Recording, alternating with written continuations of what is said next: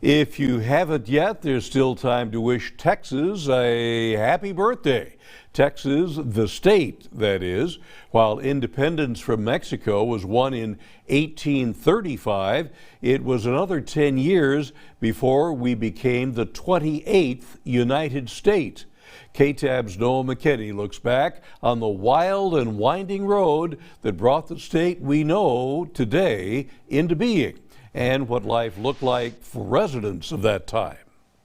On the outer wall of Taylor County's original courthouse, a small etching carved decades ago marks 1879 as the year the structure was built. The trials and stuff that happened in here would have been very interesting to know. But 1879 was a far thought off for settlers and natives in 1845, when the land the courthouse sits on was about to officially change hands on an international scale. It was kind of a unique situation where one nation incorporated with another nation without a war. The Republic of Texas was recognized, but Mexico had not yet declared an end to their claim on the land. This, combined with Texas pro-slavery status, made the move to statehood a contentious one, says Taylor County Historic Center Executive Director Scott Cloudis. People were concerned that, hey, if we incorporate Texas in there, it might start a war with Mexico. But with the support of U.S. President James K. Polk, Texas was signed into statehood on the 29th of December, 1845. Though, as history goes, that timeline was far from cut and dry. It was kind of the wild, wild west out here. If you look upstairs, there's still the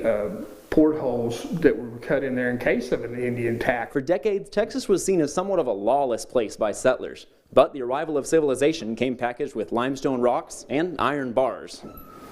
Civilization, at least as the settlers saw it. We had already decimated most of the buffalo herd. That took everything away from the Comanches, were the ones that were ruling this part of Texas then. So the settlements went up as native populations were pushed out, and the Texas of today came into being slowly but surely. Stories saved from the ravages of time by preservationists like Cloudis. We're very invested in our history, and we want everybody that comes here, even if they come from another state to live here, hey, you're a Texan now, and you need to know how we came to be.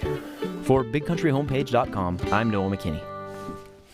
Don't you love history? I know Noah does. Thank you, Noah. The history of the land's early days are chronicled at Frontier, Texas in downtown Abilene, and where they leave off, the Buffalo Gap Historic Village picks up the story of how we came to be. So learn a little and share it with a friend as we wish Texas a happy 177th.